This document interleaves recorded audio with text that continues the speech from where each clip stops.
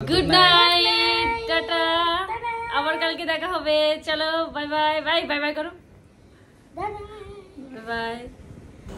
Hello everyone, welcome back to my channel daily live and more Joya Shiv. আশা করি তোমরা সবাই ভালো আছো, আমিও খুব ভালো আছি। কদিন থেকে প্ল্যানিং ছিল কলকাতা যাওয়ার, এদিকে তাতানের সামার ভ্যাকেশনের ছুটি এক সপ্তাহ পেরিয়ে গেছিলো জানো তো।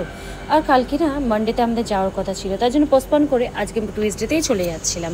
কিন্তু কলকাতা ডাইরেক্ট যাব না, ভেবেছি একটু তারাপীঠ হয়ে যাব। অনেক দিন থেকে ইচ্ছা, মায়ের কাছে মন টানছিল বেশ, ভাবছিলাম তাই তারাপীঠে মায়ের কাছে পুজো দেবো আগে, তারপর বেরোবো। আর এদিকে গোপাল সোনাকেও রেডি করে নিয়েছিলাম, আর গাড়িতে গোপাল সোনা আর একজন রয়েছে, ওনাকেও পুজো সেরে নিয়েছিল বাবাই। আর এই দেখো গোপাল সোনাকে কিনা মিষ্টি লাগছে, এই ড্রেসটি কালকেই বাবাই কিনে নিয়ে এসেছে, আর আমি সকালবেলা পরিয়ে দিয়েছি গঙ্গার জল ছিটিয়ে। আর গোপাল সোনাকে দেখো গাড়ির ভেতরে বসিয়ে নিয়েছি। যখনই আমরা বাইরে ট্রাভেলিং করতে যাই গোপাল সোনাকে সাথে নিয়ে যাই, কেন বলো তো, একা রেখে যেতে একদম মনই করে না, আর সাথে নিয়ে গেলে বড্ড বেশ ভালো লাগে। আর দেখো গোপাল সোনাকে কিনা মিষ্টি লাগছে। তারপর ফিউল ভরে দেরি না করে একদম অনেকটা রাস্তা জার্নিং যেহেতু, তার জন্য বেরিয়ে পড়েছিলাম। এখান থেকে যেতে তারাপীঠ আমাদের ম্যাক্সিমাম 10 ঘন্টা লাগবে, গুগল ম্যাপে দেখতে পাচ্ছি। আর ট্রাভেলিং করতে আমাদের কোনো রকমই অসুবিধা হয় না। আর আজকের ড্রাইভটা আমি আর বাবাই দুজন মিলেই করব। তাহলে দেখতে থাকো, শিবমন্দির হয়ে বাগডোগরা হয়ে বেরিয়ে যাচ্ছিলাম। ধাপে ধাপে ভিডিওগুলো আসতে থাকবে, আর তোমরা তাহলে দেখো আমরা কিভাবে পৌঁছাচ্ছি, ঠিক আছে?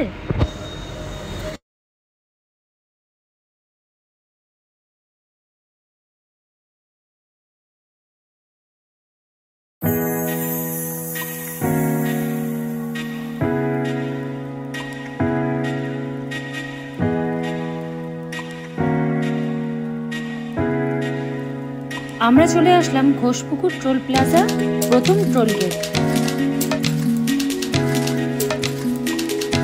আমার ছেলেকে আশীর্বাদ দিয়ে দিন।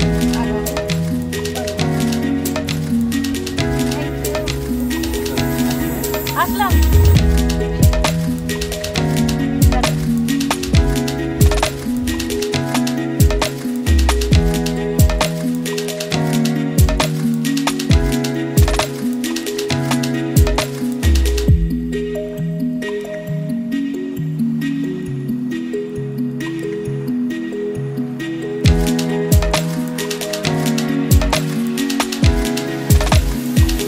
আমরা এখন চলে আসলাম বিহারের দিকে,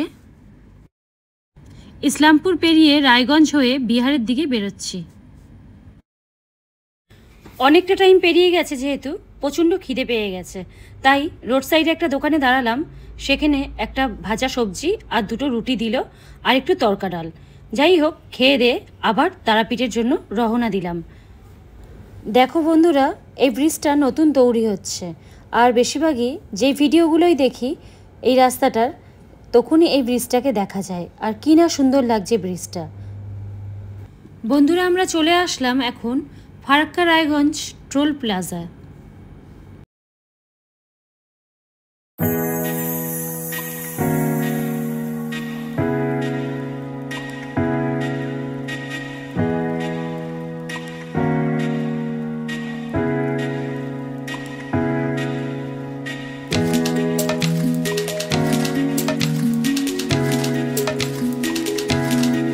এবার আমরা পার করছি ফারাক্কা রায়গঞ্জ হাইওয়ে টোল।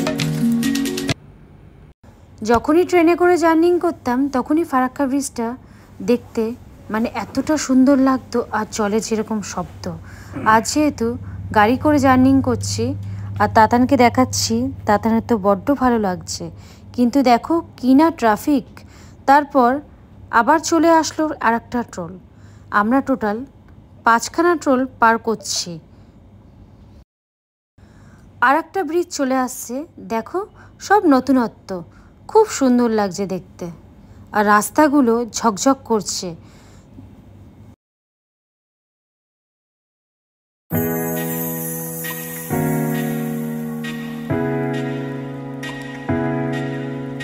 অনেকটা টাইম পেরিয়ে গেছে, যেহেতু 2টো বেজে গেছে।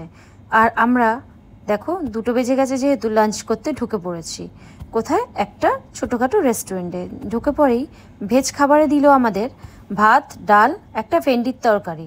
তারপর খাওয়া দাওয়া করে আবার রওনা দিলাম তারাপীঠের জন্য। দেখো গোপাল সোনাকে কিনা মিষ্টি লাগছে। আর অবশেষে আমরা পৌঁছালাম তারাপীঠের গেটে, তাই একটু দাঁড়িয়ে পড়লাম। অনেকটা জার্নিং করে এই টাইমটার অপেক্ষা করছিলাম কখন পৌঁছাবো। আর দেখো এই যে আমাদের হোটেল লা মেক্সিকা, যেখানে এন্ট্রান্সটা দাঁড়িয়ে রয়েছি, দাঁড়িয়ে থেকে আমি ভিডিও করছি।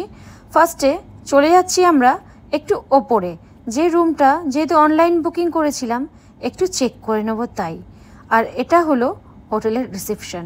ঢুকেই তারা মায়ের মূর্তিটা দেখে ধন্য হলাম। মা তুমি সবার মঙ্গল করো। এই যে এটা আমাদের রুম। এই রুমটা মাত্র 3300 টাকা নিচ্ছে ওয়ান নাইটের জন্য। এই হোটেলটায় সুইমিং পুল থেকে শুরু করে সব কিছু ফ্যাসিলিটি আছে, ওয়াইফাই কানেকশন থেকে শুরু করে সব কিছু।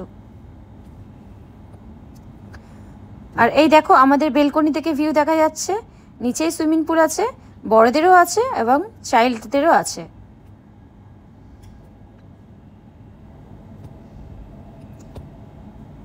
এবার আমরা নিচে চলে যাব আর গোপাল সোনাকে গাড়ির থেকে নিয়ে নিলাম। এই যে বাবাই নিয়ে একটু রিসেপশনে কিছু ফর্মালিটি পূরণ করে এবার আমরা ওপরে চলে আসলাম। এসেই গোপাল সোনাকে বসিয়ে দিলাম আর ঝটপট করে 1 কাপ করে সবাই মিলে চা খেয়ে নিচ্ছিলাম। আর চা খেতে খেতে বেলকনিতে গেলাম। দেখো ভিউটা কি না সুন্দর লাগছে দেখতে। আর যেহেতু একদিন আগে বৃষ্টি হয়েছে খুব, আর এখানকার ওয়েদারটাও অনেকটাই ঠান্ডা পেলাম। তারপর বিকেলবেলা বেরিয়ে পড়ছি। এই যে দেখো রেডি হয়ে গেছি, আর এই যে বাবাইও রেডি হয়ে গেছে তাতানো।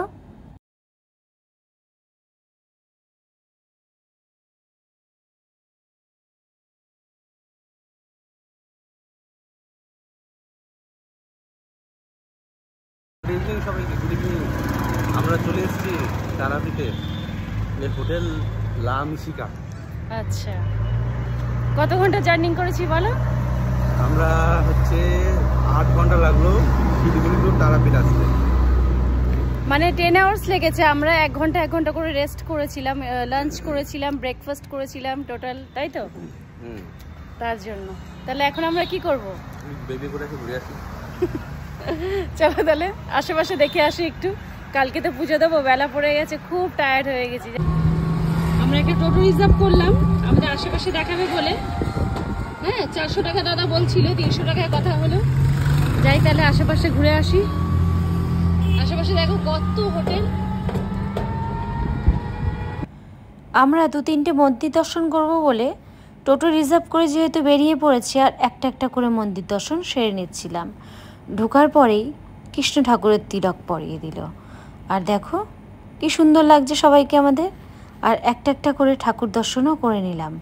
আর এখানে না ভিডিও ক্যামেরা মানে মোবাইল ইউজ করা যাবে না, লেখাই ছিল। যেহেতু একটু ঢুকে একটা পণ্ডিত মশাইয়ের সাথে একটু গল্প করলাম, দেখি উনি বলল 1-2 ফটো তুলে নিন, কোনো অসুবিধা নেই।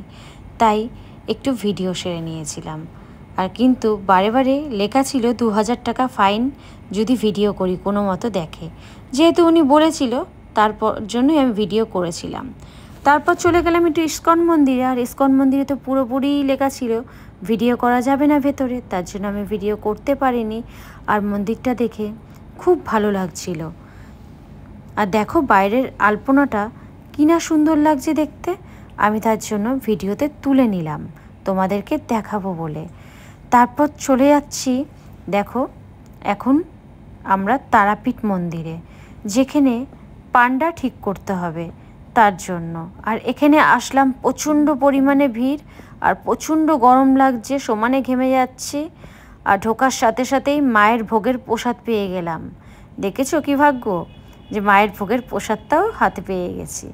তারপর পান্ডার সাথে কথাবার্তা বলে নিয়েছি, কালকে সকালে আসতে বলেছে। আর বড্ড খিদে পেয়ে গেল, চলে গেলাম একটু ডিনার করতে।